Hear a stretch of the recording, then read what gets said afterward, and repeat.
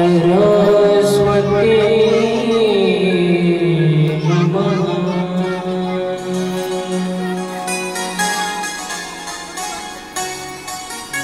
सच्चिदानंद रूपाय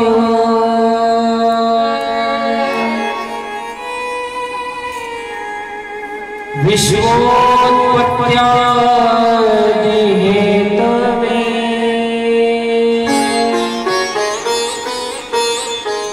तापत्रय विनाशाय श्री कृष्णाय वयम्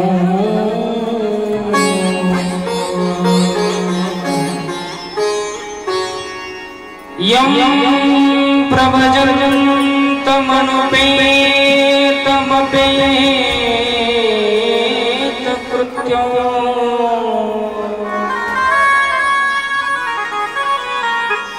द्वैपायनो विरहकातराजुः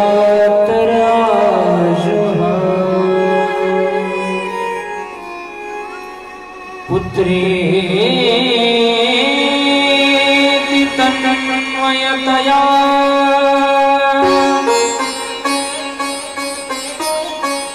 तरलो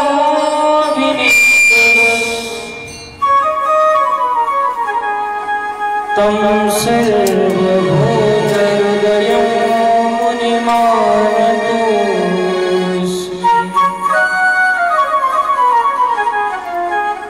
प्रभो नन्दकुमारो मे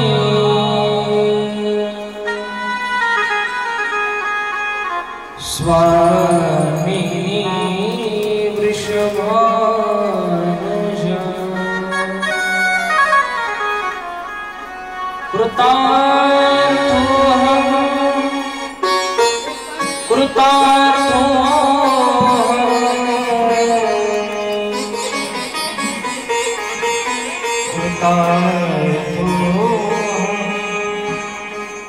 न संशय। वाञ्छाकल्पतरुभ्यश्च कृपा सिन्धुभ्यैव च पतितानां पावनेभ्यो वैष्णवेभ्यो नमो नमः।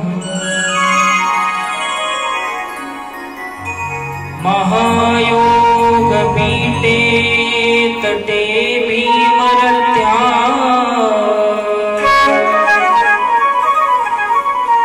वरं पुण्डरीकाय दातुं मुनीन्द्रैः समागत्य तिष्ठन्तमानन्दकन्दम् परब्रह्मलिङ्गं भजे पाण्डुरङ्गम्। कलावन्यजीवोद्धरार्थवतारम् कलाकङ्कतेजोधिकामोदिवक्त्रम् खलानीशवादापनोदार्हदक्षम्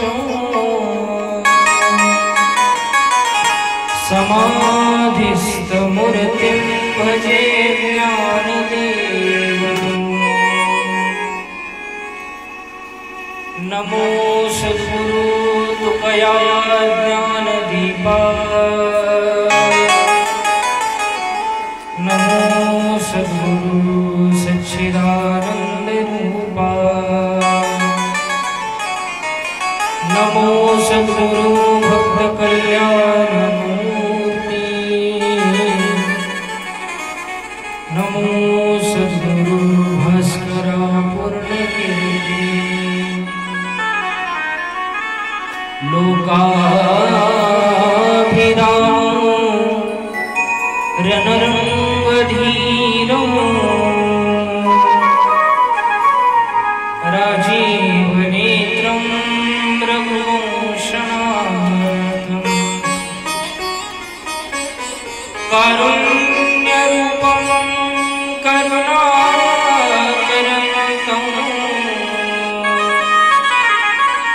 श्रीरामचन्द्रं शरणं प्रपद्ये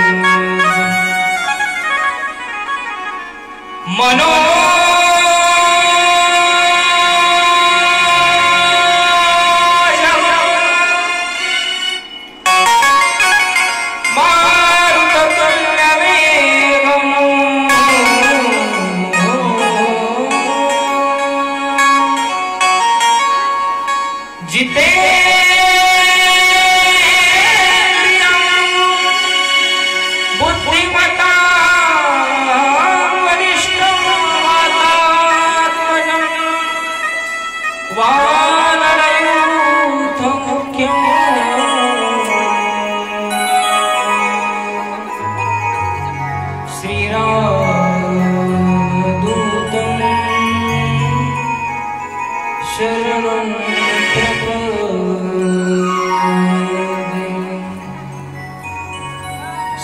श्रीरामदूतं शरणं प्रपद्ये श्रीरामदूतं शरणं प्रपद्ये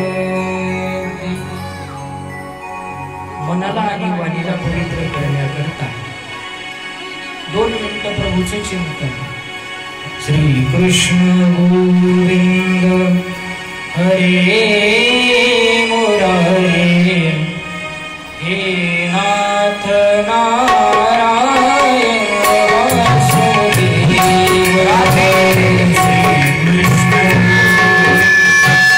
हरे मुरारे नारायण वासुदेव श्री कृष्ण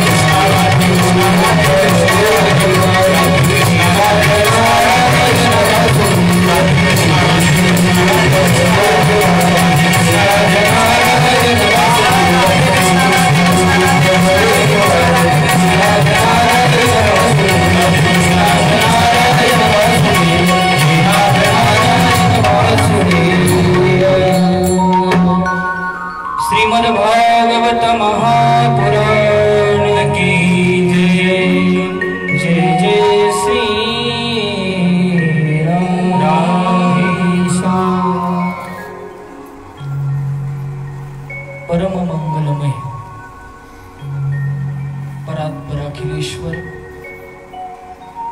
अकारण कारण करुणावरून आले भक्त वंशा कल्पतरू तनंदित विनंदित पीतांबरधारी भगवान श्री कन्हैया लालाची प्रतिमूर्ती असणारी श्रीमद भागवत कथा आणि या श्रीमद भागवत कथेला आज सुरुवात होते, प्रारंभ होतो. अत्यंत आनंदाचं वातावरण आहे. नाहीतरी सप्ताह म्हटल्यानंतर आनंदाचं वातावरण असतं.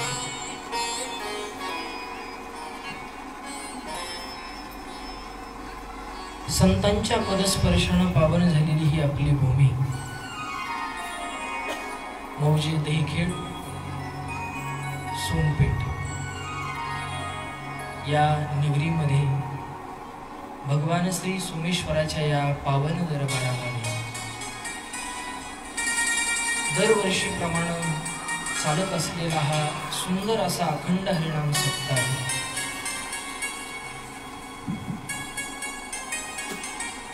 दरवर्षी या कार्यक्रमाचं स्वरूप फार मोठं असतं.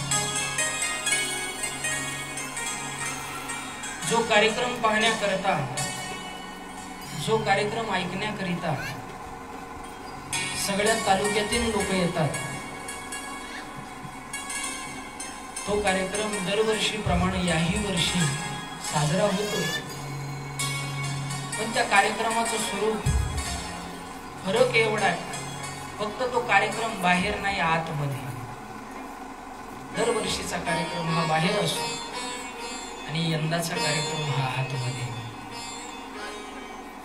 आत जरी असला, माणसं जरी कमी असली तरी आपल्या अंतःकरणातला उत्साह कमी होता कामा नये. परमार्थामधला उत्साह माणसाचा वाढत गेला पाहिजे. संसारामधला उत्साह जसं जसं वय वाढत जातं माणसाचं, तसं तसं मामा संसारातला उत्साह माणसाचा कमी होत जातो. पण परमार्थामध्ये जसं जसं सत्याचं चढता क्रम असेल तसा तसा अंतःकरणातला आनंद वाढत गेला पाहिजे. त्या अनुषंगाने सुंदर असा कार्यक्रम या ठिकाणी आज प्रारंभ झालाय. श्रीमद भागवत कथा आणि या कथेचा आजचा पहिला दिवस. कार्यक्रमाचं स्वरूप लहान म्हटल्यानंतर गावात आपल्या महाराज लोकांची कमी नाही. भगवंताचा हा आशीर्वाद. गावामध्ये माळकरी भेटणं दुर्लभ आहे. गावामध्ये भजन करणारा भेटणं दुर्लभ आहे. जसं आपल्या गावाचं फार मोठं सद्भाग्य की आपल्या इथं भरपूर महाराज मंडळी. कार्यक्रमाचं छोटं स्वरूप म्हटल्यानंतर गावातलीच महाराज मंडळी सगळी आणि भागवत कथेकरिता भगवान श्री सोमेश्वराच्या आशीर्वादाने या ठिकाणी उपस्थित. मालकाची सेवा करायची, मग ती कथेच्या रूपातून असेल, मग ती कीर्तनाच्या रूपातून असेल, मग ती वादनाच्या रूपातून असेल, मग ती गायनाच्या रूपातून असेल. आणि आज कथेकरिता तुमचं हे सेवा करण्याचं भाग्य माझ्या नशिबी लाभलं. आणि आज कथेला थोडा लेटच झाला. त्याला कारण होती, मीही कीर्तनाला गेलो, पहिला दिवस आहे. आता पहिल्या दिवशी नाहीतरी उशीर होतच असतो, लेट होतच असतो. त्याच्यामुळे तुम्ही म्हणता महाराज गावातला आहे, महाराज कामून येईल लवकर, काय भानगड काय झाली. पण आज दुपारी एक कीर्तनाची सेवा होती, त्याच्यामुळं येण्याकरता उशीर झाला. आज या कथेचे यजमान आमचे लक्ष्मण मामा साबळे, त्यांचाही फोन चालू होता, महाराज कुठपर्यंत आले? मी म्हणलं आलो 15-20 मिनिटात. ते म्हणले घाई करू नका, पहिला दिवस आहे, दमा नाही. आणि आज तुमच्या सेवेकरिता उपस्थित. अत्यंत बिकट काळ गेला मागचा, 8 ते 10 महिन्याचा काळ अत्यंत बिकट गेला. ना कुठं पोथी ऐकायला, ना कुठं हरिपाठ कानावर येत होता, ना कुठं भागवत कथा कानावर येत होती, ना कुठं भजन कानावर येत होते. सगळेच कार्यक्रम या वैश्विक महामारीमुळे बंद पडली. तिचं नाव काय? कोरोना. आता ते जवळपास जळाला, करपला, तो गेला. पण तरी सुद्धा खबरदारी बाळगणं हे आपलं कर्तव्य. मग सगळं चालू झालंय महाराज. लग्न जर होत असतील तर भागवत कथा का होऊ नये? दुसरे कार्यक्रम होत असतील तर सप्ताह का होऊ नये? सगळं जर होत असेल संसारातलं, जेवढं संसाराकरता आपण महत्व देतो ना माता माऊल्यांना, तेवढंच महत्व परमार्थाकरता दिलं पाहिजे. तेवढंच महत्व आपण हरिनामा करता दिलं पाहिजे. तेवढंच महत्व आपण कथेकरिता दिलं पाहिजे. म्हणून आज पहिला दिवस आहे, पण मला खात्री आहे मालकाचा सप्ताह म्हटल्यानंतर, सोमेश्वराचा सप्ताह म्हटल्यानंतर मंदिर भरल्याशिवाय राहणार नाही, ही खात्री आहे मला. आज कथेचा आपल्याला विचार करायचा आहे. आणि कथेचा विचार करत असताना भगवंताची प्रतिमूर्ती असणारी ही श्रीमद भागवत कथा. भागवत कथा केव्हा ऐकायला भेटते माणसाला? तुलसीदासजी बाबा वर्णन करतात की ये फल साधन ते नाही होई. कोणाला वाटत असेल भागवत कथा ऐकण्याकरता साधना करावी लागते, कोणाला वाटत असेल भागवत कथा ऐकण्याकरता प्रयत्न करावे लागतात, कोणाला वाटत असेल भागवत कथा ऐकण्याकरता कष्ट करावे लागतात, पण तुलसीदासजी बाबा असं म्हणतात, कष्ट करणाऱ्याला ही भागवत कथा ऐकायला भेटत नाही, प्रयास करणाऱ्याला ही भागवत कथा ऐकायला भेटत नाही. कथा ऐकायला भेटते कोणाला? की तुम्हारी कृपा पावही कोई कोई. ज्याच्यावर भगवान श्रीकृष्णाची परम कृपा होईल त्याला भागवत कथा ऐकायला भेटते. ये फल साधन ते नहीं होई कि तुम्हारी कृपा पावही कोई कोई. ज्याच्यावर बाकी बिहारीची परम कृपा आहे त्यालाच ही कथा ऐकायला भेटते. शास्त्रामध्ये एक गोष्ट फार सुंदर सांगितली की दुर्लभम त्रयमेव एतत् दैवानुग्रह हेतुकम् मनुष्यत्वं मुमुक्षत्वं महापुरुष संश्रयः. या जगामध्ये 3 गोष्टी अत्यंत दुर्लभ आहेत माय बापांना. कुठल्या 3 गोष्टी? एक, आपल्याला सुंदर देह भेटणं, ही गोष्ट अत्यंत दुर्लभ आहे. मनुष्याचा देह भेटणं ही दुर्लभ आहे. तुकाराम महाराजांना विचारा. तुकाराम महाराज म्हणतात, पावला हा देह कागतालीने आहे. हा जो देह भेटलाय ना आपल्याला, तो देह कागतालीने आहे. एखाद्या आंधळ्याच्या हातामध्ये कावळा जसा सापडावा तसा आपल्याला हा मानव देह सापडला. स्वर्गीचे अमर इच्छिता ती देवा, मृत्यू लोकी भावा जन्म. एक पहिली गोष्ट शास्त्रानं दुर्लभ सांगितली. दादा पहिल्यासारखं कर नाही, पहिलं जसं होतं तशी सृष्टी होती. बरं, पहिली गोष्ट सांगितली या शास्त्रामध्ये, मनुष्याचा जन्म भेटणे ही गोष्ट दुर्लभ आहे. दुसरी गोष्ट सांगितली, मनुष्यत्वम मुमुक्षत्वम. मुमुक्षत्व ठीक आहे, मानवाचा देह आपल्याला प्राप्त झालाय, पण मानवाचा देह प्राप्त झाल्यानंतर सुद्धा स्वतःचं कल्याण करून घ्यावं हा भाव मनामध्ये जागृत होणं ही गोष्ट फार दुर्लभ आहे. कोणाला वाटतं आपलं कल्याण करून घ्यावं? आपल्या सोनपेठची लोकसंख्या जवळपास 17 ते 18,000 19,000 आहे, पण सगळ्यांना थोडी वाटतं मंदिरामध्ये यावं, सगळ्यांना थोडी वाटतं कथा ऐकावी, सगळ्यांना थोडी वाटतं कीर्तन ऐकावं. सगळ्यांच्या मनामध्ये हा भाव जागृत होणं ही गोष्ट अत्यंत दुर्लभ आहे मायबापांना. मानवाचा देह भेटणं ही गोष्ट दुर्लभ आहे. दुसरी गोष्ट सांगितली, मुमुक्षत्व. मानवाचा देह मिळून सुद्धा स्वतःचं कल्याण करून घ्यावं, स्वतःचं हित करून घ्यावं, ही गोष्ट अत्यंत दुर्लभ आहे. मनुष्यत्वं मुमुक्षत्वं महापुरुष संश्रयः. तिसरी गोष्ट सांगितली, संतांचा संग भेटणे ही अत्यंत दुर्लभ गोष्ट.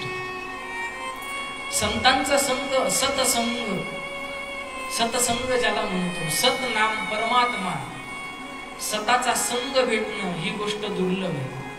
आणि या जगामध्ये सत कोण आहे? तर या जगामध्ये सत परमात्मा, परमात्मा श्री बाके बिहारी, सत भगवान श्री कृष्ण. म्हणून आपण फार मोठे भाग्यवान आहे की आपल्याला भागवत कथा श्रवण करायला मिळते. तुम्ही कथा श्रवण करण्याकरता आला, पण कथा श्रवण करण्याकरता आला. हे भागवत काही साधा ग्रंथ नाही, ग्रंथ नव्हे हा श्रीकृष्ण, साक्षात कृष्ण. तुम्ही कथा ऐकायला आलात, तुम्ही माझी संगती करायला आला नाही. हो हरि की कथा सुना, की कथा सुनाने वाले, हरि की कथा सुनाने वाले, हरि नाम लुटाने वाले, तुम खुला हो प्रणाम, तुम खुला हो प्रणाम, तुम खुला हो प्रणाम, तुम खुला हो प्रणाम.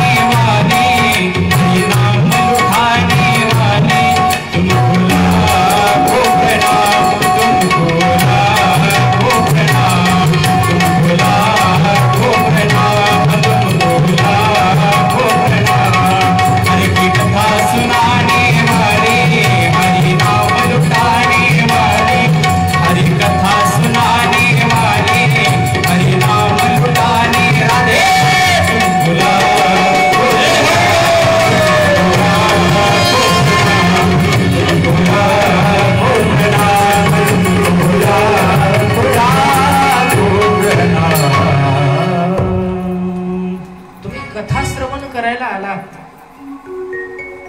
म्हणून कथाकार जे असतात ना, ते कथाकार स्वतःशी कधी माणसाला जोडत नाही. तुम्ही आलात, आम्ही आमचं चरित्र सांगणार नाही. तुम्ही आलात तर तुम्हाला भगवंताची कथा सांगणार. म्हणून माणसाच्या जीवनामध्ये फार मोठी भाग्याची गोष्ट, माणसानं कधी अभिमान करू नये. जे अभिमान करतात त्यांना खरं फळच भेटत नाही. म्हणून एक हिंदी कवीनं फार सुंदर लिहिलंय कि वो तैरते तैरते भी डूब गए जिसको खुद पे गुमान था. कि वो तैरते तैरते ही डूब गए जिसको खुद पे गुमान था. और वो डूबते डूबते भी तैर गए जिस पे तू मेहरबान था. ज्याच्यावर बाकी बिहारीची परम कृपा आहे त्यालाच कथा ऐकायला भेटते. संतांचा संग, सत्संग यांनी भागवताचा संग, भागवत कथा ऐकायला त्यालाच भेटते की ज्याच्या मनामध्ये अभिमान नाही. म्हणून 3 गोष्टी शास्त्रामध्ये दुर्लभ सांगितल्या. भागवत कथेच्या महात्म्याचा विचार आपल्याला करायचा. आज भागवत कथेचं महात्म्य आपल्याला पाहायचं. जे महात्म्य भागवतामध्ये नाहीये, पद्म पुराणांतर्गत आलेलं ते भागवताचं महात्म्य. त्या भागवताच्या महात्म्याचे 6 अध्याय. भागवताच्या महात्म्याला सुरुवात करतात.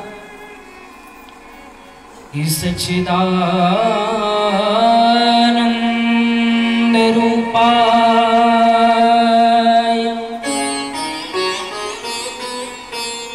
विश्वोत्पत्त्यादि हेतवे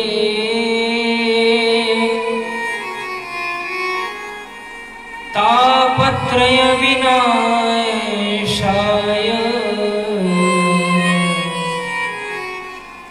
श्री कृष्णाय वयं नमः. पहिल्यांदा भगवान श्रीकृष्णाला नमन केले. कसा आहे तो परमात्मा?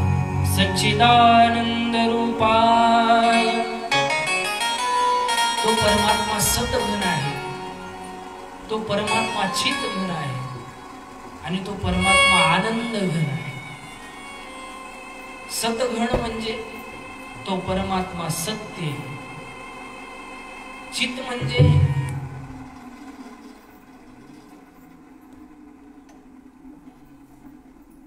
राधे राधे.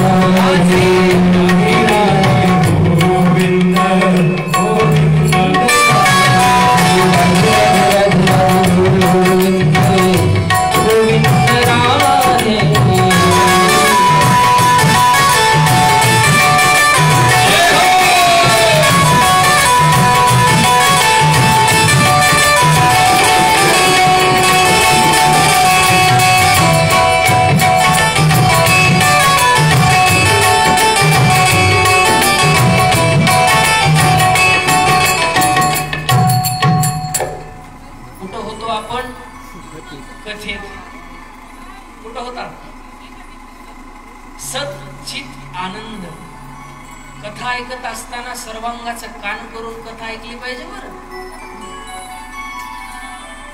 नाही तर मांडीवर बसली नाती वळायला वाती असं व्हायला नको. सर्वांगाचं कान केलं पाहिजे. महाराज कुठं बसले, महाराजांना कुठून कथा सुरुवात केली आणि महाराजांना कुठं कथा संपवली, उद्या कुठून सुरुवात करणार आहे हे महाराजाला कानाला धरून सांगितलं पाहिजे. कारण महाराज गावातला आहे, हक्क आहे तुम्हाला. महाराज ही कथा राहिली आज, महाराज सांगण्याचा प्रयत्न करतील. जोपर्यंत श्रोते सावध होत नाही तोपर्यंत महाराज लोकांची मजा असते मामा. श्रोते सावधान झाल्यावर महाराज लोकांचा अवघड व्हायचं. मी सांगत होतो तो परमात्मा सद्घन आहे, तो परमात्मा चितघन आहे. चित या शब्दाचा अर्थ आहे प्रकाश. तो परमात्मा प्रकाशमय आणि तो परमात्मा आनंदमय. म्हणून म्हटलं सच्चिदानंद रूपाय विश्वोत्पत्त्यादि हेतवे. विश्वाची उत्पत्ती करणारा, विश्वाचं पालन करणारा, विश्वाचा संहार करणारा तोच परमात्मा. खातं जरी वेगवेगळ्याकडे दिलं असलं तरी परमात्मा एकच आहे. उत्पत्तीचं खातं ब्रह्मदेवाकडे दिलंय, पालन करण्याचं खातं कोणाकडे आहे? भगवान विष्णूकडे. आणि संहार करण्याचं खातं प्रत्यक्ष सोमेश्वराकडे. भोले बाबा मालक.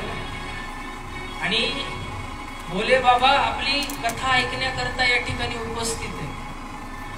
तुम्ही म्हणता महाराज असं कसं म्हणायला तुम्ही? भगवान भोले बाबा वक्तेही चांगले आहेत आणि भगवान भोले बाबा श्रोतेही चांगले आहेत. भगवान भोले बाबाला कथेची आवड आहे ऐकण्याची आणि कथा सांगण्याचीही आवड आहे. म्हणून भगवान भोले बाबाचेच अवतार ज्यांना हनुमानजी म्हणतात ते हनुमानजी. आमचं नशीबच असे काय काय. तर ते हनुमानजी प्रत्यक्ष भोले बाबाचे अवतार आहे, ज्यांना कथा सांगितल्याशिवाय करमत नाही आणि कथा ऐकल्याशिवाय करमत नाही. विश्वोत्पत्त्यादि हेतवे. तो परमात्मा विश्वाची उत्पत्तीही करतो, तो परमात्मा विश्वाचं पालनही करतो आणि तो परमात्मा या विश्वाचा संहारही करतो. तापत्रय विनाशाय श्रीकृष्णाय वयं नमः. जो शरण जातो त्यांचे तापत्रय विनाशाय. तिन्ही प्रकारचे ताप नष्ट परमात्मा होतो. माणसाच्या माग ताप लागलेले तीन, एक आध्यात्मिक ताप, एक आदिभौतिक ताप आणि एक आदिदैविक ताप. त्या तिन्ही दुःखाची निवृत्ती तो परमात्मा करतो. अशा श्रीकृष्णाच्या चरणावर आम्ही नमन करतो. श्रीकृष्णाय वयं नमः.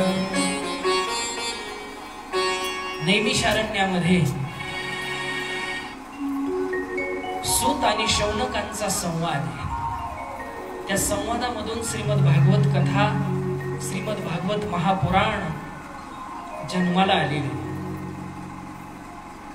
त्या ठिकाणी प्रश्न करण्यात आला नैमिषारण्यामध्ये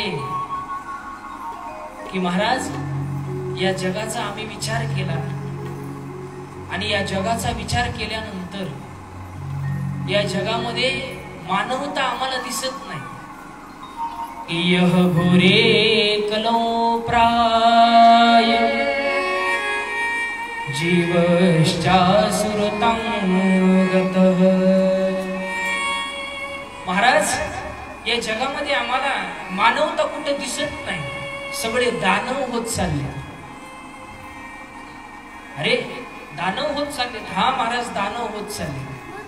फक्त म्हणायला मानव आहेत, नाही तर दानवापेक्षाही बेकार परिस्थिती आज निर्माण झाली.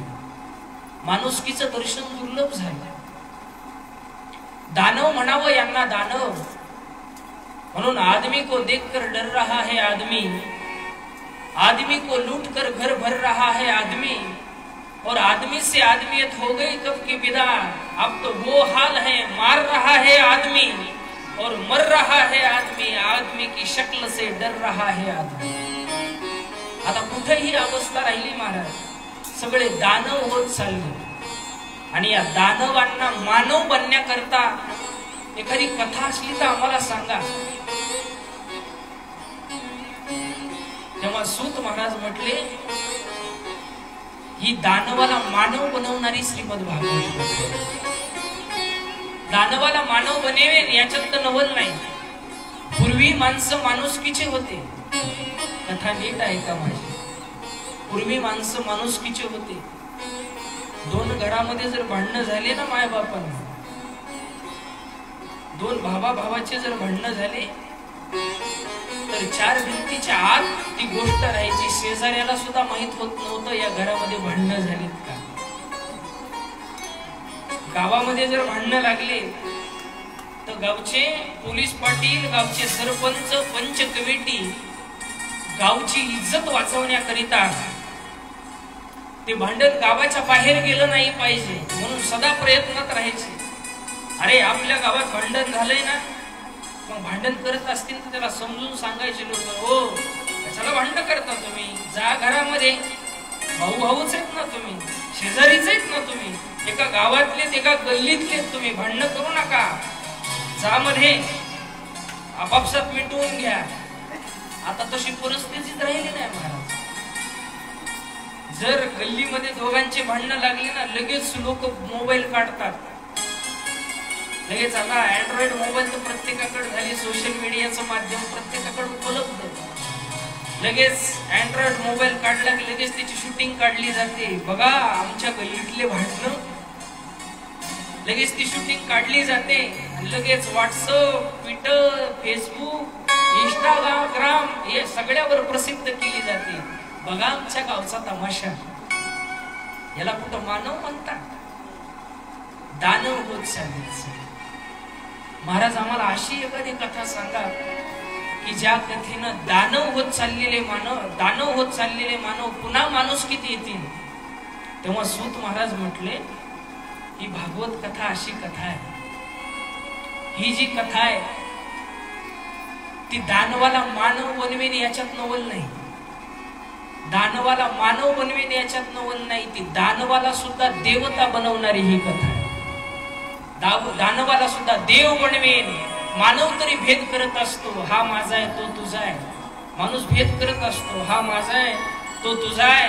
हे आमच्या गल्लीतले ते त्या गल्लीतले, हे आमच्या गावातले ते त्या गावातले, हे आमच्या जिल्ह्यातले ते त्या जिल्ह्यातले, असा मानव तरी भेद करत असतो. पण दानवाला सुद्धा देव बनवणारी कथा म्हणजे श्रीमद भागवत कथा. या घोर कलियुगामध्ये मानव म्हणून जगणं सुद्धा फार महत्वाचं आहे. म्हणून म्हणतात ना, हीच मुझी प्रार्थना, हेच मुझे मागणी, मानसाने मानसा समवागणी, हीच मुझी प्रार्थना. माणसानं माणसाशी माणसासारखं वागावं याच्याकरता सुद्धा प्रार्थना करावी लागते. कारण कलियुग आहे मायबाळ. आणि या कलियुगामध्ये दानव होत चाललेत सगळे. पुन्हा प्रश्न विचारला गेला की महाराज या जगामध्ये सगळे जण मरण्याकरता आले. मरण्याकरता आल्यानंतर याचं नावच आहे काय? मृत्यू लोक. याचं नाव काय? मृत्यू लोक. इथं राहायला कोणी आलंय का? कोणीच राहायला आलं नाही. आलेला प्रत्येक जण जाणारच. कोणी इथं परमनंट नाही. असं म्हणतात तुम्ही किती पावडर लावा, किती लावा सेंट, इथं कुणी ना परमनंट. इथं कोणी राहणार आहे का? कुणीच राहणार नाही. इथं नाही गुरु आले अवतार, येरते पामर जीव. त्यावेळेस सूत महाराज म्हणतात, मी तुम्हाला महिमा सांगतो या भागवत कथेची. कारण महिमा जाणल्याशिवाय माणसाची प्रीती होत नाही. विचारा तुलसीदासजी महाराजांना, जाने बिनो न होय परती,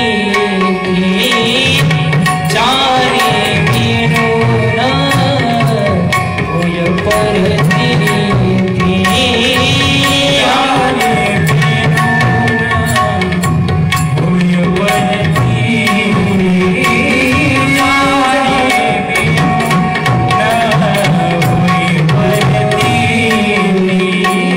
जाने बिनो न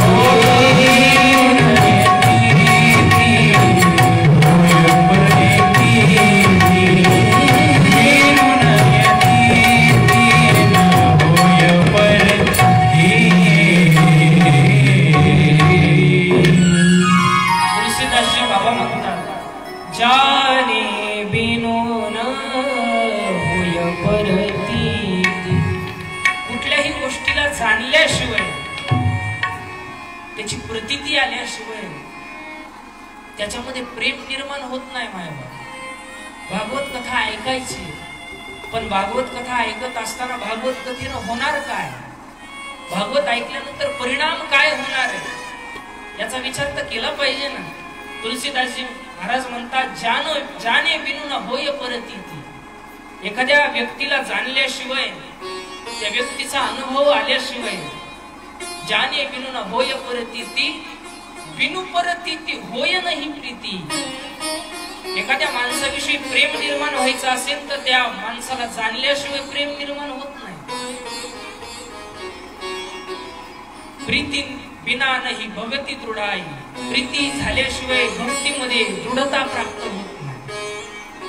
तसं भागवत ऐकायचं, त्या भागवताविषयी महिमा कळायला पाहिजे. सूत महाराज सांगतात, या जगामध्ये प्रत्येक जण जाण्याकरताच आलाय. इथं कोण राहणार आहे महाराज? या ठिकाणी कोणीच राहायला आलेलं नाही. म्हणून तर म्हणतात ना, दुनिया दर्शन का है मेरा, दुनिया दर्शन का है मेरा,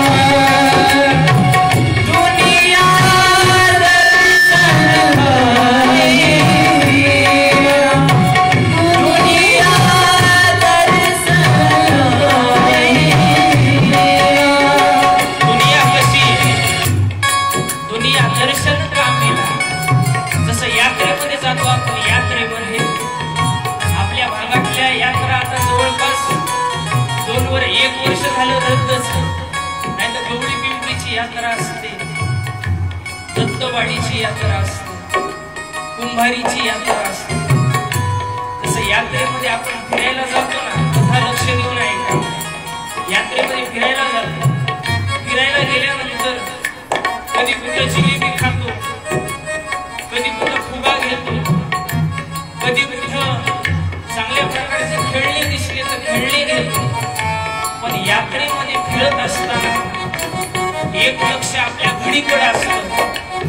यात्रेचा टाइम झाल्यानंतर आपल्याला गावाकडे जायचं, आपल्याला गावाकडे जायचं. तसं ही दुनिया जी आहे ना, दुनिया ही जी दुनिया आहे, ही दुनिया दर्शन का आहे मेला. हा मेला आहे. ही दुनिया म्हणजे मेला आहे. कधी हसायलो, कधी रडायलो, कधी सुखामध्ये तर कधी दुःखामध्ये, कधी लॉकडाऊन मध्ये तर कधी सुरळीत आहे. कधी लॉकडाऊन मध्ये काळ गेला, 8 महिन्याचा काळ, सगळे चिडीचूप, घरामध्ये बंद. घरामध्ये सुद्धा काही काय म्हटलं, होम क्वारंटाईन राहा, एकूण एकाला भेटू नका, एकूण एकाला बोलू नका. आता ज्यांना भेटायचंच नव्हतं त्यांच्याकरता सुवर्ण काळ. पण ज्याला अंतःकरणातून भेटण्याची इच्छा आहे, मग पाहुणे असतील, जवळचे जीवलग असतील, मग त्यांना फोनवरच व्हिडिओ कॉल, तिकडूनच मग फोनवर, बरे आहेत का तुम्ही, किती निघाले परभणी जिल्ह्यात पेशंट, रोज 50ची भरती, पुण्यात तर भयंकर आहे. मग कधी हसायचं या जीवनामध्ये, कधी रडायचं. तसं ही दुनिया, जशी यात्रेचं वर्णन मी केलं, यात्रेमध्ये गेल्यानंतर कधी खातो, कधी बसतो, कधी पाणी पितो, कधी फुगा खरेदी करतो, कधी खेळणं खरेदी करतो. पण आपलं एक लक्ष आपल्या घडीकडे असतं. 6 वाजलेत, 7 वाजलेत, आपल्याला आपल्या गावाकडे जायचंय. शेवटची गाडी 7 वाजता आहे. तसं या जीवनामध्ये एक लक्ष आपल्या घडीकडे असलं पाहिजे, की आपल्याला सुद्धा आपल्याला गावाला जायचं. म्हणून जेव्हा माणसं स्मशान यात्रेमध्ये सहभागी होतात ना, अंत्ययात्रा ज्याला म्हणतात, मग तिथं जात असताना कोणी काय भाव घेतं मला माहित नाही विकासला, पण तिथं गेल्यानंतर प्रत्येकानं हा भाव घेतला पाहिजे. अंत्ययात्रेमध्ये जात असताना कोणाला जर वाट लावायचं असेल ना, लोक वाट फार लावतात बरं का, लोकांना तिथं आवर्जून जातात. पण तिथं गेल्यानंतर माणसानं एक निश्चित केलं पाहिजे की आपण चाहे मुंबईला राहा, चाहे दिल्लीला राहा, चाहे कुठेही राहा, पण एक दिवस या गावाला मात्र निश्चित यायचं. ते गाव जवळ आहे, लय लांब नाही आपल्याला. त्या गावाला, त्या स्मशानभूमी ज्याला म्हणतात, मसन वाटा, तिथं आपल्याला निश्चित एक दिवस जायचंय. ठरलेलं आहे ते, ठरलेलं आहे. म्हणून इथं राहायला कुणी आलं नाही. म्हणून म्हणतात ना, महल बनाया किला चुनाया, महल बनाया किला चुनाया, लोग कहे घर मेरा. लोक म्हणतात आम्ही आमच्या करता एवढं घर बांधलं महाराज, एवढा महल बांधला, एवढं मोठं आम्ही घर बांधलं, एवढा मोठा आम्ही किल्ला बांधला. जुन्या काळामध्ये वाडे होते, वाडे. कथा लक्ष देऊ नाही का? जुन्या काळामध्ये वाडे होते, वाडे. जुन्या काळामध्ये राजे लोक आपल्याला राहण्याकरता महल बनवायचे. एका राजाने एक महल बांधला, सुंदर असा महल बांधला, आणि त्याचे गुरुदेव त्यांच्या भेटी करता आले. राजानं बोलवलं, गुरुदेव मी माझ्याकरता एक महल बांधलाय, तुम्ही या भेटीला, बघा मी महल कसा बांधलाय. जेव्हा गुरुदेव आले ना, जेव्हा गुरुदेव आल्यानंतर त्या राजानं आपला महल दाखवायला सुरुवात केली. गुरुदेव हे बघा, हे किचन रूम आहे. गुरुदेव हे बसण्याकरता बैठक केली बरं का. गुरुदेव याच्यावर एक मजला आहे, याच्यावर एक मजला आहे. गुरुदेव इथं असं आहे, गुरुदेव हे तसं आहे. त्या राजानं दाखवायला सुरुवात केली. राजा बोलता बोलता बोलून गेला, मी असं महल बांधले गुरुदेव, असं महल बांधले. माझ्या शत्रूनं जर त्याच्या मनामध्ये आणलं मला मारायचं, तरी सुद्धा माझ्यापर्यंत पोहोचणार नाही, असं महल मी बांधले. सगळी व्यवस्था केली महाराज. मुख्य जो दरवाजा आहे तिथं सगळे सैनिक लावले. त्याच्या आतला दरवाजा आहे तिथंही सैनिक आहे, त्याच्या आतला दरवाजा तिथंही सैनिक आहे. माझ्या शत्रूनं मनामध्ये आणलं तर माझ्यापर्यंत तो पोहोचूही शकणार नाही. तेव्हा गुरुदेव मनातल्या मनात हसले आणि गुरुदेव म्हटले, राजा तू सगळी व्यवस्था केलीस, सैनिक चाक चौबंद लागलेस, तुझं आतला जे तू राहण्याचं ठिकाण आहे तिथपर्यंत लवकर कोणाला येताही येणार नाही राजा. पण एक शत्रू तुझा असा आहे की जो त्याला थांबवू शकत नाही. राजा म्हटला, कोण शत्रू आहे माझा? त्या गुरुदेवाने सांगितला, तुझा मृत्यू तुझा खरा शत्रू आहे. आणि जेव्हा मृत्यू माणसाचा येतो ना, तेव्हा कुणीच काही करू शकत नाही. एक जण म्हणला, महाराज असं कसं हो? माझे पोरं पैलवान आहेत, चार कोल्हापूरला शिकायला आहेत, पैलवान कोल्हापूरला शिकायला, हा खाना द्यायला कामाला येतील. मृत्यूच्या दुःखातून कुणी वाचवू शकतो?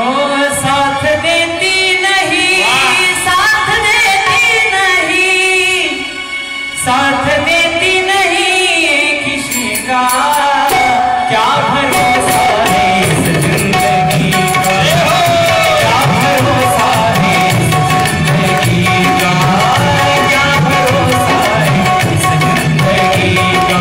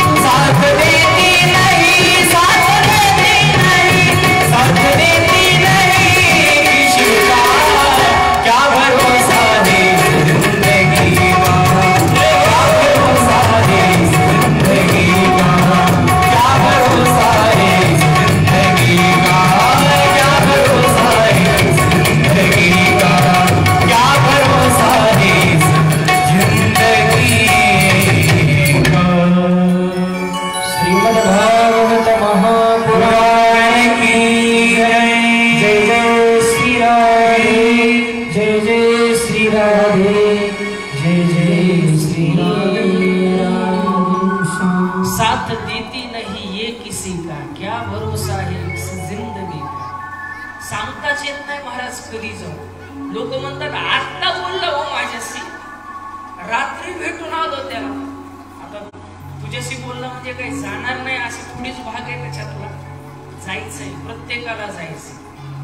मग या कालरूपी सर्पाच्या तोंडात सगळे चाललोत महाराज, याच्यातून वाचण्याचा काहीतरी उपाय आहे ना? पण हा उपाय म्हणजे श्रीमद भागवत कथा।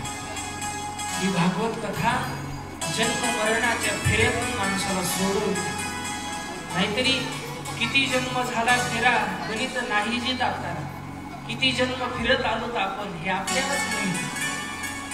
पुनरपि जन्म पुनरपि मरणम पुनरपि जननी जठरे शयनम यम संसारे कलदुस्तारे कृपया पाहे पाहे मुरारी। भज गोविंदम भज गोविंदम गोविंदम भज गोविंदम। या जन्म मरणाच्या फेऱ्यातून काढणारी श्रीमद भागवत। ठीक आहे महाराज, ही भागवत कथा कोणी कोणाला सांगितली याच्याविषयी थोडा विचार आम्हाला सांगा। त्याचा प्रसंग सांगायला सुरुवात करतो। एकदा ही विशालाया चत्वारो ऋषयो मला। एकदा विशालाया बद्री नारायण क्षेत्रामध्ये 4 ऋषी फिरत होते। सनंदन, सनातन आणि सनत कुमार हे 4 ऋषी चत्वारो ऋषयो मला, ज्यांचं हृदय हे निर्मळ आहे अशी सनकादिक आहे। ते सनकादिक फिरतात, सारखं फिरतात। कशा करतात? सत्संगार्थम, सत्संग व्हावा याच्याकरिता। कुणी जर संत महात्मा भेटला तर श्रवणाला बसायचं, त्याच्याकडून कथा ऐकायची। ज्यांचं जीवन कथा आहे, कथा मात्रिक जीविनः। कुणी जर सांगणारा भेटला तर ऐकायची, आणि कुणी सांगणारा नाही भेटला तर 14 जणांकडे एकानं स्टेजवर बसायचं, 3 जणांना ऐकायचं। ज्यांची कथा जीवन श्रवण, असे 4 ऋषी फिरत होते। आणि फिरता फिरता नारद महाराजांची भेट झाली। कोणाची? नारद महाराजांची। भजन करू लागले, पण त्यांचा चेहरा जरा उदास दिसला यांना 4 ऋषी। आणि उदास चेहरा दिसल्यानंतर हे 4 ऋषी नारद महाराजांच्या जवळ आले। जवळ आल्यानंतर विचारायला लागले, तुम्ही असं उद्दिष्ट का आहात? तुमचा चेहरा असा पडलेला काय? जो माणूस सारखा हसत राहतो ना, त्याच्या चेहऱ्यावर जर हसू नसलं ना, माणसाला कसं तरी वाटत असतं। ज्याचा सारखा हसरा चेहरा तो जर उदास असला की बघणाराही माणसाला वाटत असतं, अरे याच्या जीवनामध्ये काय चिंता लागली। तसं सारखे आनंदित असणारे नारद महाराज, त्यांच्या चेहऱ्यावर अशी उदासीनता होती। या 4 ऋषींनी विचारलं, महाराज तुमच्या चेहऱ्यावर उदासीनता काय? तेव्हा नारद महाराजांनी सांगितलं, काय सांगावं, मला मनाला शांती भेटावी याच्याकरता मी तीर्थयात्रा करण्याची ठरवली। सगळे तीर्थ फिरले। श्रीरंगम सेतुबंधनम, सेतुबंधाला गेलो, प्रयागाला गेलो, काशीला गेलो, सगळीकडे जाऊन आलो। पण जिथं पाहावं तिथं परमार्थ करायला कोणी तयारच नाही। एका आश्रमामध्ये गेलो महाराज, त्या आश्रमाचं नाव होतं शांती बाबांचा आश्रम। पण तिथं गेल्यानंतर सगळा कल्लोळच, भांडणच। नाव तर शांती बाबाचा आश्रम, आणि तिथं गेल्यानंतर सगळेच भांडण। आता इथं मंदिर आहे, मंदिरात आल्यावर तरी माणसाने शांत बसलं पाहिजे। मंदिरात आल्यानंतर सुद्धा गर्दा करतात। ते लहान लेकरं सुद्धा मंदिरात आले की त्याला तिकडं करमना म्हणून इकडे येऊन गर्दा करतात। इथं आल्यानंतर कथेमध्ये डिस्टर्ब झालं नाही पाहिजे, वागत असताना आपला कोणाला त्रास झाला नाही पाहिजे असं वागलं पाहिजे. आता शेवटी लेकर आहे, शांती बाबाचा आश्रम, दुसऱ्या आश्रमामध्ये गेलो महाराज, ब्रह्मचारी महाराजांचा आश्रम, पण सगळे लेकरं दिसायला लागले, अशी परिस्थिती निर्माण झाली. पण एवढं महाराज मला वाटलं संसारिकामध्ये आनंद असेल म्हणून एवढं सोडून मी संसारिकांच्या घरी गेलो. पण तिथं गेल्यानंतर सगळे उलटच झालं. म्हणले काय? तिथं गेल्यानंतर मायबाप कुठे विचारलं तर गोइंग टू वृद्धाश्रम, हम दो हमारे दो पहिले दो जाने दो, कुठं गोइंग टू वृद्धाश्रम. गृहस्थ आश्रमाच्या घरी गेल्यानंतर सुद्धा अशीच परिस्थिती.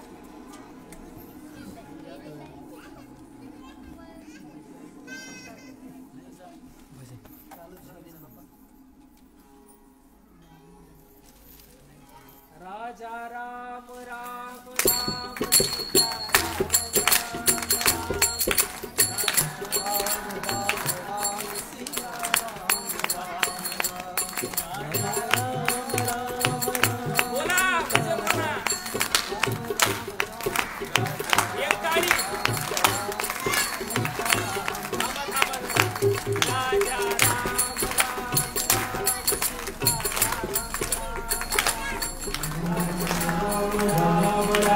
सीता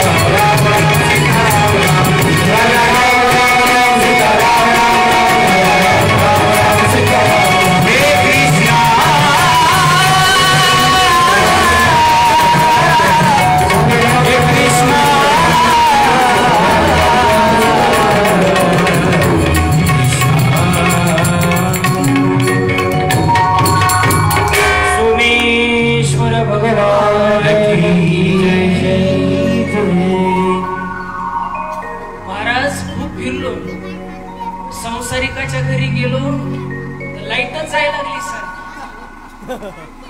एवढं नाही, पण तिथं गेलो ना संसारिकाच्या घरी, माय बाबा कुठं, त्यांना विचारलं कुठे गेली हो तुमची आई दादा, ते म्हणा लागले जरा घरात अडचण होते त्याच्यामुळं जरा थोडं ते वृद्धाश्रमामध्ये गेले. अशी परिस्थिती महाराज. एवढंच नाही, सल्ला मसलत जर करायची असेल ना, मी सांगत नाही, भागवतामधलं उदाहरण आहे, शालोको बुद्धिदायका, मेहुण्याची सल्ला मसलत घेतल्या जाते सासरवाडीकडून, पण भावाशी बोलल्या जात नाही महाराज. अशी संसारिकाची परिस्थिती आहे. पण मला वाटलं चला, मला वृंदावनची आठवण झाली आणि यामुनम तटमापन्नम यत्र लीला हरेर्भूत, ज्या ठिकाणी भगवान श्रीकृष्णाने लीला केली असं वृंदावन, यमुनेचा काठ, त्या ठिकाणी मी गेलो महाराज. पण त्या ठिकाणी गेल्यानंतर एक आश्चर्य मला जाणवलं. यमुनेचं सुंदर पाणी वाहत होतं, पक्ष्यांचा किलबिलाट ऐकू येत होता. पण त्या ठिकाणी एक आश्चर्य मी पाहिलं. काय पाहिलं महाराज? एक तरुणी त्या यमुनेच्या काठावर बसलेली होती. नुसती बसलेली नव्हती तर ती तरुणी रडत होती. त्या तरुणीचं नाव होतं भक्ती आणि तिच्या मांडीवर 2 तिचे वृद्ध पुत्र होते, ज्यांचं नाव आहे ज्ञान आणि वैराग्य. भक्ती तरुण आहे आणि ज्ञान आणि वैराग्य हे विशुद्ध अवस्थेमध्ये, मृत, जणू काय मृत झालीत की काय अशी अवस्था त्यांची निर्माण झाली होती महाराज. आजूबाजूला सगळे दास दासी त्या भक्तीची सेवा करत होते. त्या भक्ती मातेला हवा घालीत होत्या बाकीच्या दास दासी. पण मी आपला साधू, कशाला जायचं त्यांच्याकडे, विनाकारण जाण्यात मतलब नाही. म्हणून मी काय केलं महाराज, मी पाहिलं त्यांच्याकडं, पण मी दुसऱ्या वाटेने जात होतो निघून. पण त्या भक्तीने आवाज दिला, गो गो साधू शनम तिष्ठ. ओ महाराज, ओ महाराज थांबा जरा, 1 मिनिट थांबा, माझं दुःख नाश करा, माझ्या दुःखाचा नाश करा. तुम्ही संत आहात, पण तुम्ही कोण आहे? नारद महाराजांनी प्रश्न केला, तुम्ही तर तरुण दिसता, पण हे 2 तुमच्या मांडीवर असणारे वृद्ध कोण आहे? तेव्हा ती भक्ती सांगायला सुरुवात करते. अहम भक्ती रीतिख्याता इमे मै तरुणो मतो ज्ञान वैराग्य नामानो कालयोगेन जर्जरो. महाराज, माझं नाव भक्ती आहे आणि माझ्या मांडीवर जे 2 आहेत ना, जे 2 जण आहेत, एकाचं नाव आहे ज्ञान आणि दुसऱ्याचं नाव आहे वैराग्य. माझे 2 पुत्र आहेत. पण मी सगळ्या राज्यात फिरले महाराज, सगळ्या ठिकाणी माझं स्वागत झालं. मी माझ्या पुत्रांना घेऊन फिरले. पण या ठिकाणी आले ना, या यमुना तटावर आले. पण या यमुना तटावर आल्यानंतर आश्चर्य घडलं महाराज. मी तरुण झाले आणि माझे 2 पुत्र हे जर्जर झाले, कालाच्या योगानं जर्जर झाले. मी तरुण आहे, पण माझे 2 पुत्र जर वृद्ध असतील तर मला आनंद होणार नाही ना महाराज. म्हणून माझं दुःख तुम्ही नष्ट करा अशी विनंती केली. आणि अशी विनंती केल्यानंतर हा संवाद चालू आहे सनकादिकांचा आणि नारदांचा. बरं का, कथा लक्ष देऊन ऐका. नारद महाराज सनकादिकांना सांगतात, मी त्या ठिकाणी महाराज गीता पाठेर मुहुर्मुहू गीतेचा पाठ केला. गीता पाठ केला. गीतेचा पाठ सुद्धा फळ देत असतो. पाठ तर फळ देतच असतो. कुठलाही पाठ असेल, तो ज्ञानेश्वरीचा असला काय, तो गीतेचा असला काय, तो विचारसागराचा असला काय, तो भजनाचा जरी असला काय, पाठ हा माणसाला फळ देत असतो. महाराज, मी गीतेचा पाठ केला, पण गीतेच्या पाठानं परिणाम काहीच नाही. मग त्या ठिकाणी आकाशवाणी झाली, महाराज सत्संग करा, सत्संग. आणि सत्संगामुळं ते ज्ञान आणि वैराग्य हे जिवंत होते.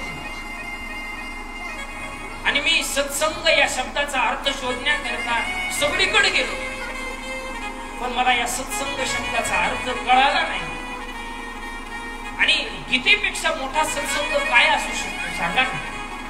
गीता हा सत्संग. मी गीतेचा पाठ पुन्हा पुन्हा केला, थोडी शुद्धीवर यायची, ज्ञान वैराग्य, पुन्हा निपुचित पडायची, पुन्हा लगेच विशुद्ध पडायची. मी दुःखी झालो महाराज, कारण कुणाच्या तरी दुःखानं दुःखी होणं याला माणूस म्हणतात बरं. दुसऱ्याच्या दुःखानं सुखी होणं हे दानवाचं लक्षण आहे, आणि दुसऱ्याच्या दुःखानं दुःखी होणं हे मानवाचं लक्षण. माणसानं दुसऱ्याच्या सुखामध्ये सुख मांडलं पाहिजे.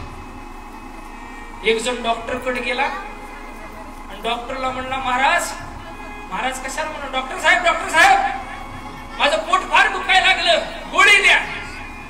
डॉक्टर साहेबांना कागद घेतला. आता डॉक्टर साहेबाचं ठरलेलं असतं, ते मेडिकल दिलं. 350 रुपयाचं मेडिकल झालं.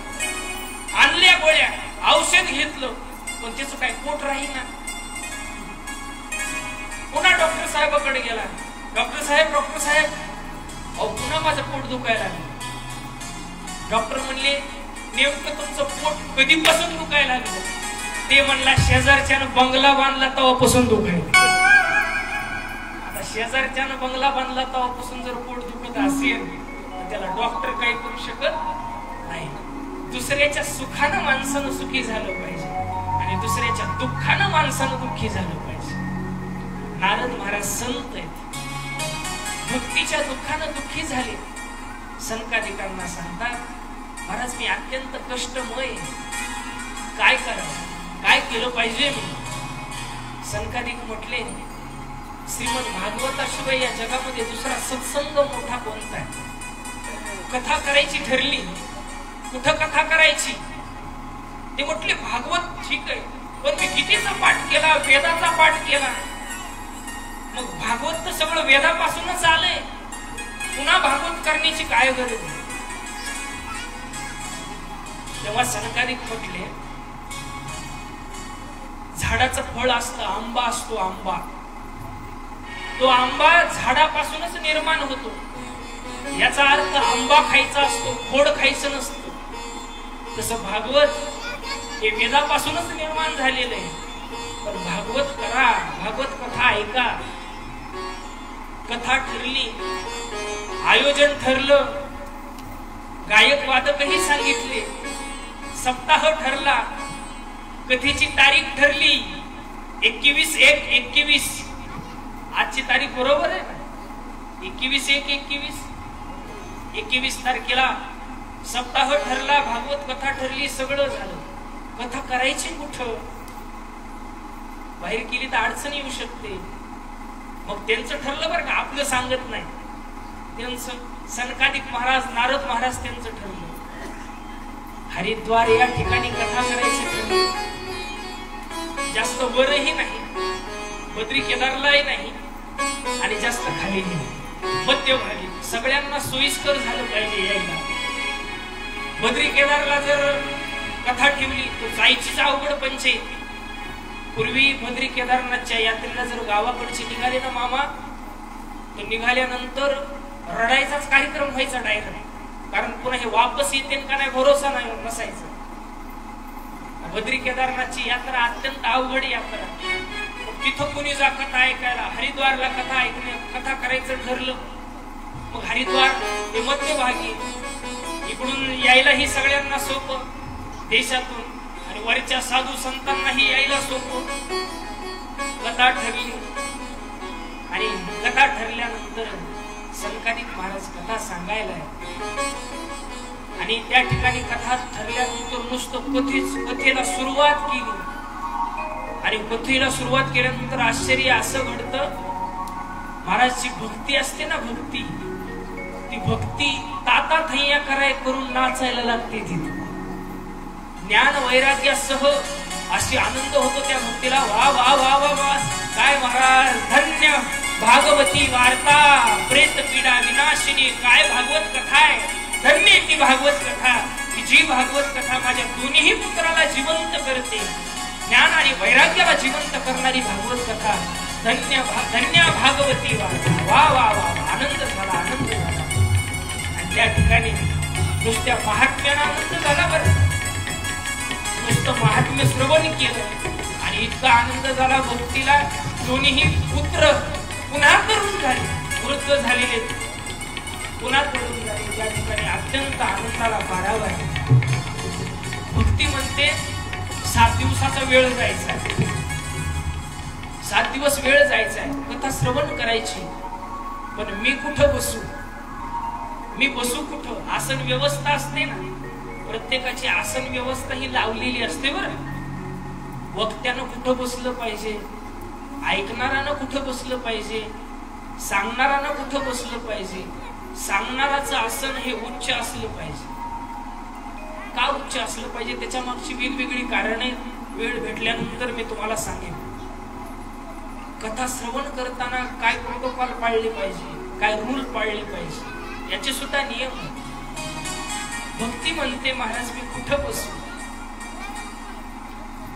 नारद महाराज म्हणतात सगळ्यांच्या हृदयामध्ये जाऊन बस. कारण हृदयामध्ये जर भक्ती असेल तर भगवंत कुठंच जात नाही. भक्ती सूत्रोपणद्ध, ज्या ठिकाणी भक्ती असते त्या ठिकाणी भगवंत असते. म्हणून तू सगळ्यांच्या हृदयामध्ये वास कर. भगवंत त्या ठिकाणी असतात ज्या ठिकाणी भक्ती असते, ज्या ठिकाणी प्रेम असतं, ज्या ठिकाणी भाव असतो. तू सगळ्यांच्या हृदयामध्ये वास्तव्य कर. भक्ती सगळ्यांच्या हृदयामध्ये येऊन राहते. 7 दिवस कथा ऐकते आणि कथा ऐकल्यानंतर ज्ञान आणि वैराग्य जे वृद्ध झालेले ते पुन्हा तरुण होतात. म्हणून ज्ञान आणि वैराग्य हे 2 पुत्र हे प्रत्येकाला असतात. ज्ञान आणि वैराग्य कोणाला नाही माणूस, कोणाला ही संसाराचा तिटकारा येत असतो. वैराग्य वैराग्य म्हणजे काय? संसाराचा तिटकारा येणं, इति नाम वैराग्य. हा भाग वेगळा आहे, तो तिटकारा कायम टिकत नाही. लोक परमार्थाला लागतात, लोक जातात पंढरपूरला. घरी अपमान झाला, पोरग काहीतरी बोलतो, बस झाला आता. बाप म्हणत असतो नाही राहायचं या घरामध्ये, निघालो पंढरपूरला. गावाच्या बाहेर आणि गावाच्या बाहेर गेल्यानंतर काय केलं नाही या पोराकरता? हाडाची काढ केली, रक्ताचं पाणी केलं, जीवनभर कष्ट केले. आणि हे पोरं आम्हाला असं बोलतात नाही राहायचं घरामध्ये, जातो निघून म्हणत असतात. गावाच्या बाहेर एखाद्या झाडाखाली बसतात, डोळ्याला पाणी आणतात. मग सौभाग्यवती समजून सांगण्याकरता जाते, मालक चला घरी. नाही येणार. चला हो, नाही यायचं सांगितलं तुला एकदा. चला चला, मी म्हणते म्हणून चला. तू म्हणत असलीस तू काय महाराणीस का कुठली? नाही यायचं घरी, जा. पण चला मालक चला. बोलतच असता तो पोरं. बरं मालक एक सांगा, तुम्हाला नाही बोलणार तर कोणाला बोलणार? तुम्ही त्याचे बाप आहे, बाप म्हणून सहन करायला काय अडचण? लगेच डोळ्यात पाणी की चल जाऊ दे, आपलंच पूर्ण लगेच घरी. वैराग्य होत नाही असं नाही, वैराग्य होत ना, पण तेवढ्या पुरतं तेवढं. आपलं वैराग्य टिकत नाही. वैराग्य टिकण्याकरता भागवत ऐकलं पाहिजे, वैराग्य टिकवण्याकरता भागवत ऐकलं पाहिजे, वैराग्य टिकण्याकरता ज्ञान ऐकलं पाहिजे. म्हणून हे भागवत असं जे ज्ञान आणि वैराग्याला जिवंत करत.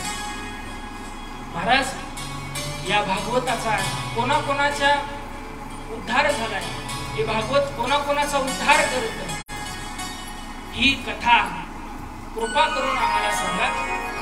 ती कृपा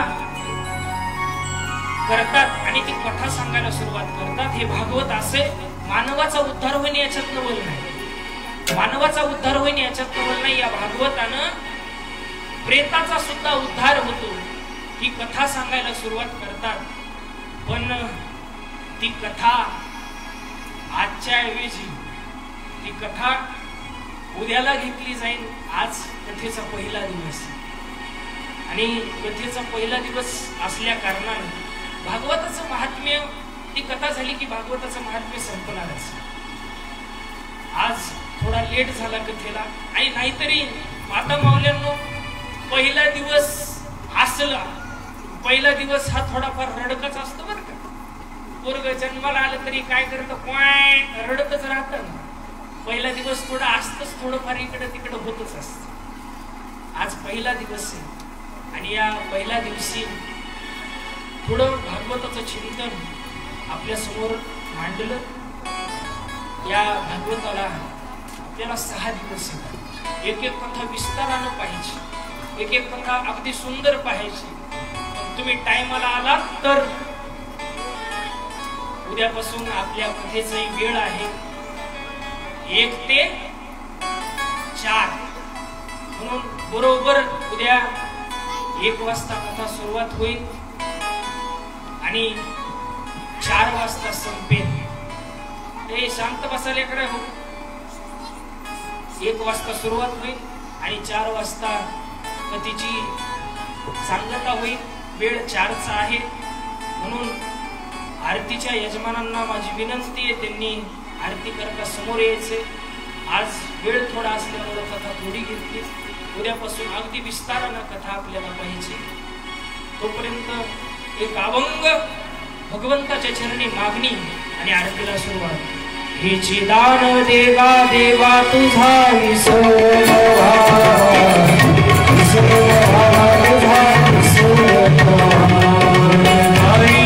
आवडी हेची माझी सर्व गोडी, माझी सर्व गोडी हेची माझी सर्व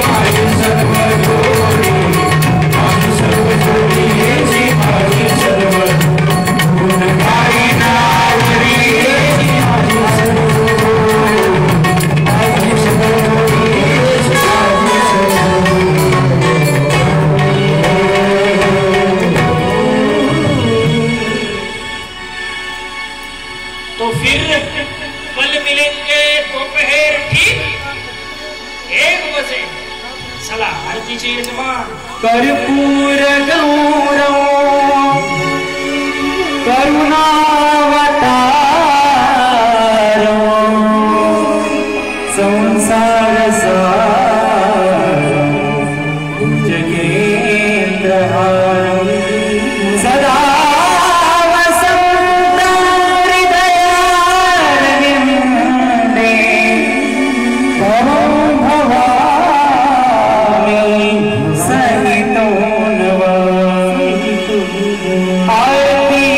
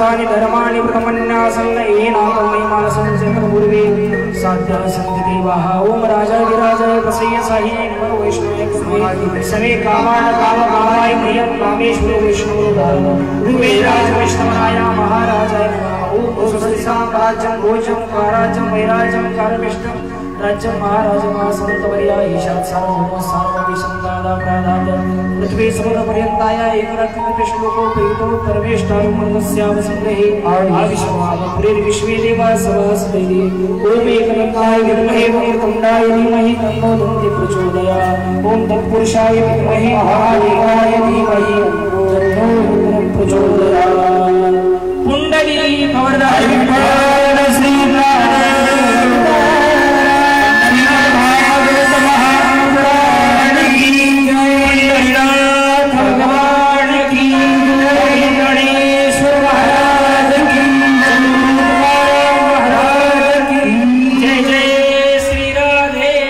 जय जय